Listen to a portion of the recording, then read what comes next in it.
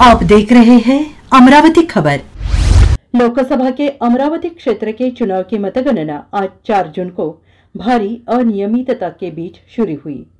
अमरावती के जिला प्रशासन और जिला चुनाव अधिकारी के लिए आज का दिन सबसे शर्मनाक कहा जा सकता है। पत्रकारों को अधिकृत जानकारी देने की कोई सुचारू व्यवस्था नहीं थी। मीडिया के लिए वॉशरूम का भी प्रबंध नहीं किया गया था। 12वें राउंड के बाद अचानक बिजली गुल हो गई। जिला प्रशासन ने महावितरण के कर्मियों की कोई ड्यूटी नहीं लगाई थी। वहीं लोकशाही भवन में जनरेटर की व्यवस्था करना भी जरूरी नहीं समझा था। मीडिया पर्सन मतगणना कक्ष में जो उम्मीदवार प्रतिनिधि थे उनसे माउथ टू माउथ जानकारी लेकर अपने अपने दफ्तरों को फॉरवर्ड कर रहे थे। प्रस्तुत प्रतिनिधि द्वारा 12 राउंड की मतगणना का पूरा जायजा लिया गया। बाद में बिजली नहीं होने से लोकशाही भवन में कमाल की अफरा तफरी का नजारा देखने को मिला। शाम 4 बजे तक अनधिकृत रूप से मतगणना पूर्ण हो चुकी थी, लेकिन अस्पष्ट जानकारी के अनुसार भारतीय जनता पार्टी के कमल चुनाव चिन्ह को लेकर खड़ी नवनीत को कांग्रेस के बलवंत वानखेड़े ने धोबी पछाड़ लगा दी। अनधिकृत आंकड़े के अनुसार करीब 26,500 वोटों से बलवंत वानखेड़े विजयी हो चुके हैं। जिला चुनाव अधिकारी ने अभी तक अधिकृत विजयी उम्मीदवार की घोषणा नहीं की थी। वही खबर लिखे जाने तक बलवंत वानखेड़े को विजयी होने का प्रमाण पत्र भी देना बाकी था। जिला कांग्रेस की यशोमती ठाकुर, विलास महल्ले, विलास इंगोले आदि नेता अपने साथ बलवंत भाव को लेकर प्रमाण पत्र हासिल करने के लिए डटे हुए थे। जिला चुनाव अधिकारी द्वारा खबर लिखे जाने तक प्रमाण पत्र नहीं दिया गया था। पुनर्मूल्यांकन को इसकी वजह बताई जा रही थी। राजनीतिक विश्लेषणों के अनुसार दिव्यांग मंत्रालय के अध्यक्ष और एनडीए घटक दल का हिस्सा विधायक बच्चू कडू ने लोकसभा चुनाव के प्रचार के दौरान ही अधिकृत रूप से कह दिया था कि चुनाव में जीत कर आना उनका उद्देश्य नहीं, लेकिन नवनीत को धूल चटवाना ही उनका मुख्य मकसद है।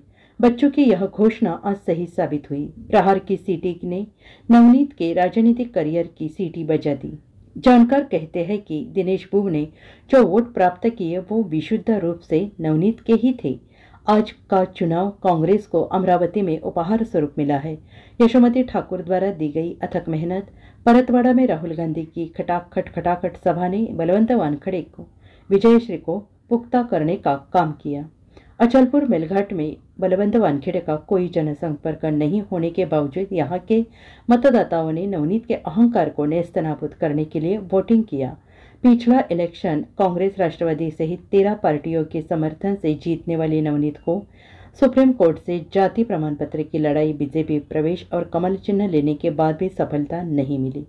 अरबों रुपए खर्च करने के बाद भी झोली में निराशा आना सिर्फ कर्म का ही फल कहा जा सकता है। जनशक्तीची लढाई ही जनशक्तीने जिंकलेली आहे। एकजुटीची ही लढाई होती आणि म्हणून महाविकास आघाडी, इंडिया आघाडी आपल्याला या ठिकाणी विजयी होताना दिसते आहे। मागच्या वेळेला जो उमेदवार होता तो काँग्रेस आणि राष्ट्रवादीच्या मतांवर खासदार झालेला होता, पण त्यांनी गद्दारी केली आणि गद्दारांना त्यांचा धडा मिळालेला आहे। शरद पवार यांनी अमरावती दौरा म्हणजे सभेदरम्यान असं म्हटलं होतं की मी अमरावतीकरांची माफी मागायसाठी इथे आलो आहे। बिल्कुल कसं आहे, अमरावती हा जो जिल्हा आहे हा सांस्कृतिक जिल्हा आहे। इथे नीतिमत्ता आणि या सगळ्या गोष्टींचं पालन आम्ही करत असतो। रोज खोटं बोलायचं, रेटून बोलायचं, रोज नाटकं करायची, रोज नाचगाणे करायचे हे कोणालाच आवडत नाही आणि त्यांच्याकडे एवढी बलाढ्य जनशक्ती असतानाही आज जनतेने आम्हाला कौल दिलेला आहे। ही जनशक्तीचीच जीत आहे आणि त्यांना खरोखर मनापासून आभार मानते। बहिणीने भावाची साथ सोडली नाही, बहिणी शेवटपर्यंत रडले। अनेकांनी बहिणीला टीकासुद्धा केलेली आहे की तिकीट देऊ नका, मात्र बहीण शेवटपर्यंत बळवंताच्या पाठीशी राहिली आणि बळवंताला विजय केले। काय सांगत आहे? माझा पक्ष आणि मी म्हणजे एक विचारधारा आणि त्या विचारधारेवर आम्ही चालतो। मागच्या वेळेला वहिनींनी पण नंदेला खूप साथ दिलेली होती, आज भावाला दिली। ज्या विचारांचे आम्ही आहोत त्या विचारांमध्ये या ठिकाणी आहोत आणि संविधानाच्या संरक्षणासाठी आम्ही संविधानाचे रक्षक आहोत आणि आम्ही सिपाई आहोत आणि आम्ही आता फील्डमध्ये आहोत। अमरावतीकडे आणि त्या ठिकाणी तुम्ही विजय झालेला आहात, नवनीतांचा पराभव झाला, काय सांगणार?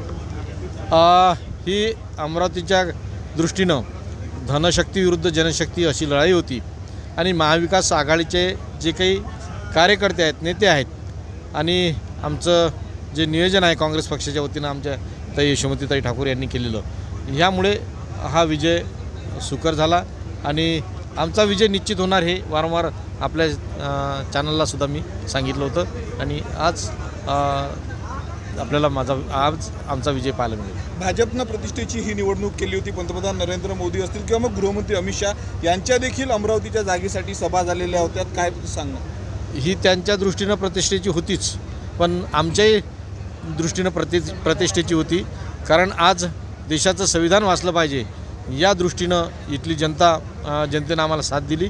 आपण पाहत असाल राहुलजी गांधीजी आले, नंतर शरद पवार साहेब आले, उद्धवजी ठाकरे साहेब आले, ही सर्व मंडळी आली, नेते मंडळी आली ती यासाठी की हे जागा आपण कोणत्याही परिस्थितीत जिंकलो पाहिजे आणि आपण आज ती जागा जिंकलो। ग्रामपंचायत सदस्य ते सरपंच ते खासदार असा प्रवास झालेला आहे, कसं काय पाहता? त्याचा निश्चितच आनंद आहे। लोकशाहीत ह्या काही घटनात्मक संस्था असतात, मग ग्रामपंचायत असेल, जिल्हा परिषद असेल, विधानसभा असेल, लोकसभा असेल, पण या सर्व संवैधानिक घटकांचा संस्थांचा मी सदस्य झालो, याचा मला अतिशय आनंद आहे। आनंदराज आंबेडकर मतदान घेऊन आपल्याला मत कमी मिळेल म्हणून काय सांगल्याबद्दल आपण विजय कमी म्हणजे पडणार अशी चर्चा होती? नाही, आता त्यांच्याबद्दल काही बोलायचं नाही, सर्व जिल्ह्यानं काय पाहायचं होतं ते पाहिलं। सुदाम काका देशमुख यांच्या इलेक्शनची पुनरावृत्ती बळवंत वानखडे यांनी केली अशी चर्चा सुद्धा केली जाते। हो, मगाशी मी जो उल्लेख केला की धनशक्ती विरुद्ध जनशक्ती होती, तर जनशक्तीचा विजय झाला आणि जनशक्ती पाठीशी होती, म्हणूनच सुदाम काकाची वारंवार आठवण झाली। संसदेमध्ये जाणार आहे, काय म्हणणार? नाही, संविधानाचं दादासाहेबांचंही ते खूप मोठं एक स्वप्न होतं की भारतीय राज्यघटना वाचली पाहिजे।